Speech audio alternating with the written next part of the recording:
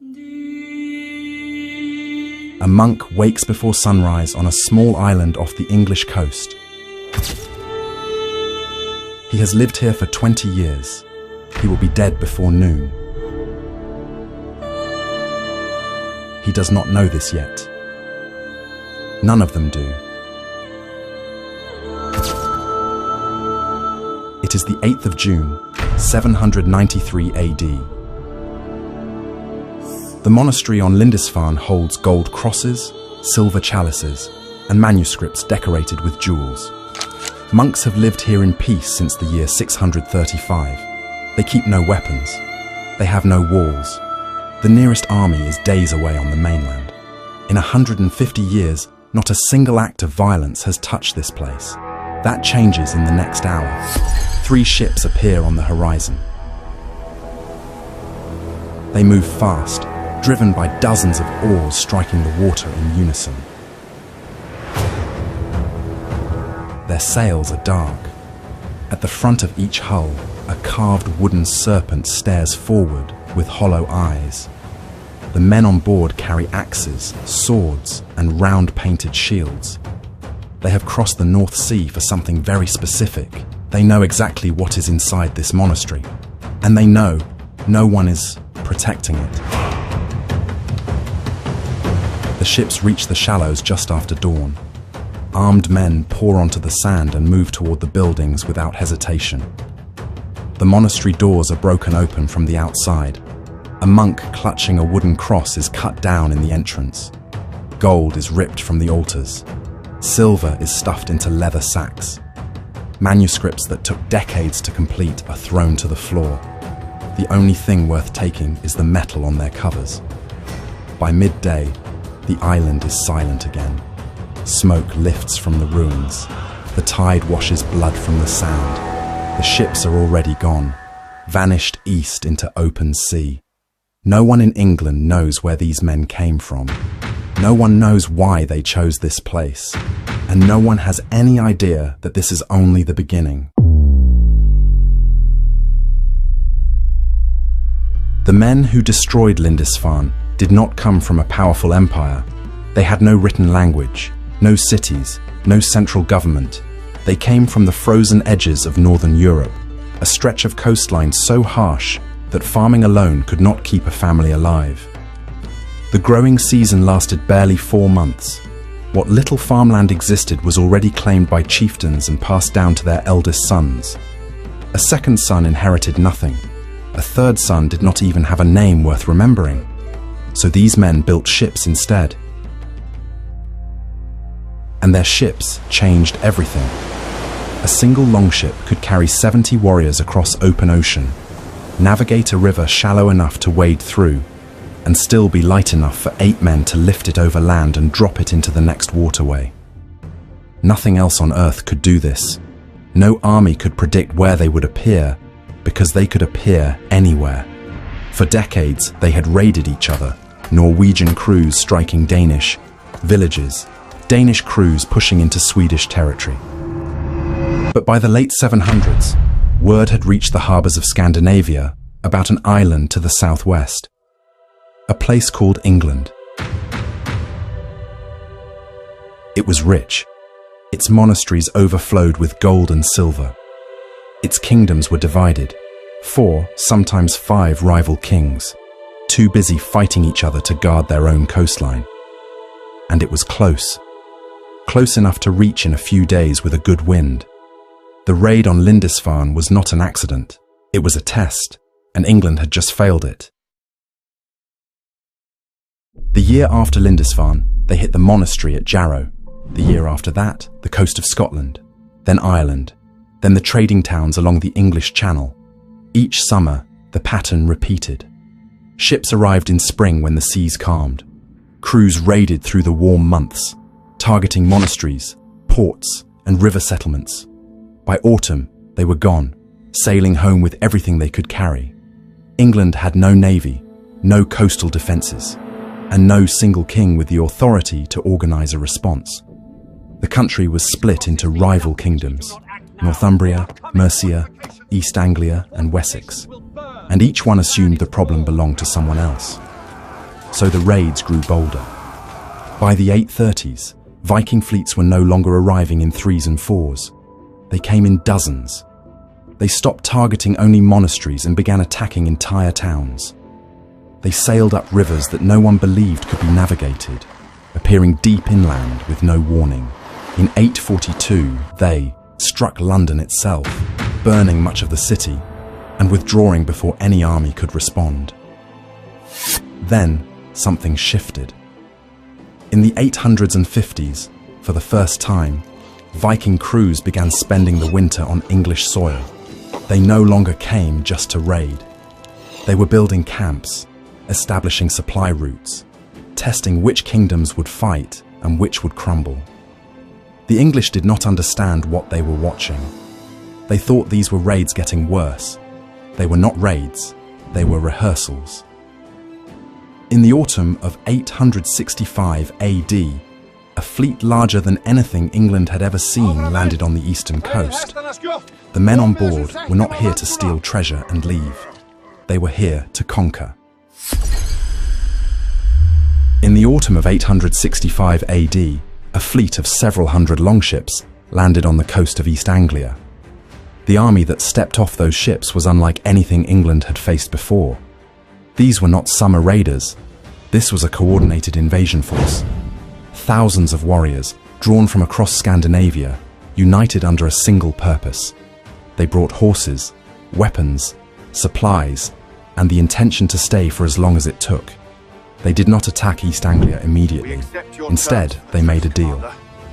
The local king gave them horses, food, and shelter in exchange for peace. It was not peace, it was preparation. The following spring, the army rode north, straight for Northumbria. They chose their moment perfectly. The kingdom was in the middle of a civil war, two rival kings fighting each other for the throne. The Vikings arrived while both armies were distracted and captured the city of York without a proper battle.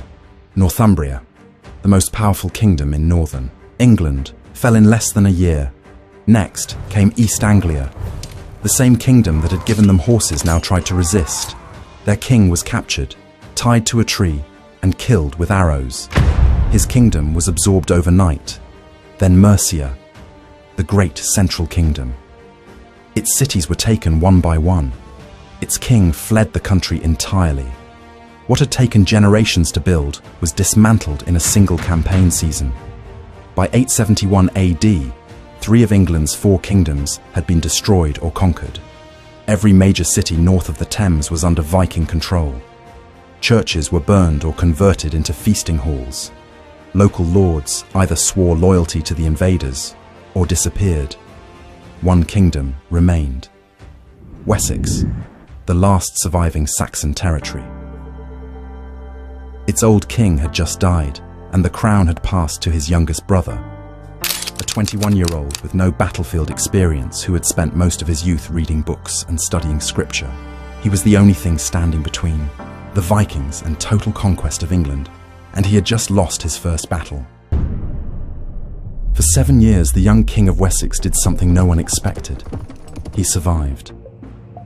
While the Viking army tore through the rest of England, he fought a grinding war of small battles and temporary truces. He lost men. He lost territory. He paid silver to buy time when there was no other option. But he did not fall. Then, in the winter of 878 AD, the Vikings launched a surprise attack on his stronghold at Chippenham. It came during the Christmas feast, when his guard was down and most of his army had gone home. The assault was devastating. Wessex collapsed almost overnight. The king escaped with a handful of men into the marshes of Somerset, a landscape of fog, shallow water, and dense reed beds that the Vikings could not navigate. For weeks he lived in hiding. No throne, no army, no kingdom, just a fugitive crouching in the wetlands while the people who had sworn loyalty to him were surrendering one village at a time. This was the lowest point in the history of Saxon England. Every kingdom had fallen. Every king was dead, exiled, or captured. The entire country was one bad week away from becoming a permanent Viking territory. And then, from the swamp, a message went out. The king sent riders to every corner of Wessex, calling free men to a meeting point at a place called Egbert's Stone. He had no guarantee that anyone would come. His kingdom had been shattered. His name carried no power anymore. They came anyway. Thousands of them. Farmers, craftsmen, minor lords, men who had been hiding in their own villages, waiting for someone to tell them the fight was not over. 7 weeks later, this reassembled army met the full Viking force at the Battle of Edington. The fighting lasted an entire day. By nightfall, the Viking line had broken. Their army retreated to a fortified camp. After 2 weeks under siege, they surrendered. England did not win the war that day, but it stopped losing. The treaty that followed divided the country in two. The north and east, everything the Vikings already held, became known as the Danelaw. The south and west remained Saxon, under the rule of a king who had rebuilt his kingdom from a hiding place in a swamp. He was the only English ruler in history who would ever be called the Great. For the next 40 years, England existed as two separate countries sharing one island. The south and west were Saxon. Churches stood. Latin was spoken by priests and scholars. Farmers worked land that had been in their families for generations. Life was ordered, Christian, and familiar. The north and east were something else entirely. In the Danelaw, Old English estates were divided among Scandinavian settlers who brought their own language, their own gods, and their own way of settling disputes. Villages that had once answered to Saxon lords now operated under Norse law, where a man's reputation was decided not by his bloodline, but by the oath of his neighbours. The two cultures bled into each other slowly. Saxon merchants learned enough Norse to trade in York. Danish farmers married local women and baptised their children. Towns that had been burned during the invasion were rebuilt with a mixture of English stone and Scandinavian timber. Even the language began to merge. Hundreds of everyday English words used today, from sky to knife to window, entered the language during this period. It was not a peaceful coexistence. It was an uneasy one. Both sides knew it could not last. And in the south, the heirs of the Great King were already making plans to take it all back. The Great King died in 899 AD. He left behind a kingdom that was battered but unbroken, and a family that had no intention of settling for half a country. His son took the throne of Wessex and immediately began pushing north. Town by town, fortress by fortress, he reclaimed territory that had been under Viking control for a generation. He did not do it alone. His eldest daughter had married the Lord of Mercia. When her husband died, she did not step aside. She took command of the Mercian army herself, building fortifications, planning campaigns, and leading assaults on Viking strongholds across the Midlands. Saxon chronicles recorded her victories alongside those of any king. In a world that expected women to mourn and withdraw, she became one of the most effective military commanders England had ever produced. Between brother and sister, the Danelaw was shrinking year by year. Viking lords who had ruled English towns for decades were being pushed back toward the sea. Some fought, some negotiated, some simply abandoned their holdings and sailed north. By 927 AD, the next generation had finished the job. The Great King's grandson marched into York, the last major Viking stronghold in England, and claimed it without a fight. For the first time in history, a single ruler controlled everything from the Scottish border to the English Channel. England did not exist as a concept before the Viking invasion. It was 4 separate kingdoms that rarely cooperated. The crisis that nearly destroyed them is exactly what forced them to become one country. But the story was not over. The North still remembered its Viking roots. And across the sea, Scandinavia was watching. For 50 years after the Reconquest, England held together. The Viking threat seemed to belong to a previous century. A new generation had grown up knowing nothing but peace. Then, in 980 AD, the longships returned. This time, They were not disorganized war bands looking for easy targets. These were professional armies, backed by Scandinavian kings, equipped with better weapons, larger fleets, and a clear political objective. They did not want treasure, they wanted the country. The English king had no answer. Rather than fight, he chose to pay. Enormous sums of silver, tens of thousands of pounds, were handed over in exchange for the Vikings leaving. The payments were called Danegeld. It did not work. The silver only proved that England was rich and its leadership was weak. Every payment bought a few months of peace before the next fleet arrived demanding more. In desperation, the king made a decision that would haunt England for a generation. On the 13th of November 1002 AD, he ordered the killing of every Dane living on English soil. Men, women and children, settlers who had lived in England for decades, were hunted down and murdered in a single coordinated massacre. Among the dead was the sister of the most powerful king in Scandinavia. The response was total war. A Scandinavian invasion force tore through England with a brutality that made the First Viking Age look restrained. By 1013 AD, the English king had fled the country entirely. England had fallen, for the second time, to a Viking army. And then something no one predicted happened.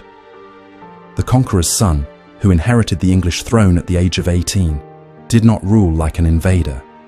He married an English noblewoman. He adopted English customs. He rebuilt the churches his father had burned. He governed so effectively that within a decade, the English no longer saw him as a foreign king. They saw him as one of the greatest rulers they had ever had. In September of 1066 AD, the last great Viking fleet crossed the North Sea and landed in northern England. It carried over 300 ships and nearly 10,000 warriors, led by a Scandinavian king who believed the English throne belonged to him. The English king gathered his army and marched north at a speed that should not have been possible. In 5 days, he covered almost 200 miles on foot, arriving before the invaders even knew he had left the south. The two armies met at Stamford Bridge on the 25th of September. It was a slaughter. The Viking force, caught off guard and separated from their armour, was destroyed almost completely. Their king was killed. Out of 300 ships that had sailed to England, fewer than 30 carried survivors home. The Viking Age in Britain was over. 273 years of raids, invasions, kingdoms rising and falling, and the longest struggle in English history, ended on a single afternoon beside a river in Yorkshire. But the man who won that battle never got to celebrate it. 3 days after Stamford Bridge, a message arrived from the south. Another army had landed on the English coast. This one was not Viking. It was Norman, led by a duke from northern France who also claimed the English throne. The exhausted English army turned around and marched 250 miles south in less than 2 weeks. On the 14th of October, they met the Norman force at a ridge near the town of Hastings. By nightfall, the English king was dead. His army was broken. The crown passed to a foreign ruler for the second time in 50 years. The Viking Age did not fade away quietly. It ended on a battlefield and took Saxon England with it. 2 centuries of war, 4 fallen kingdoms, 1 country forged in the fire of invasion, and a legacy that is still woven into the language, the laws, and the land of modern Britain. If this story moved you, subscribe to this channel. There are more lost worlds waiting to be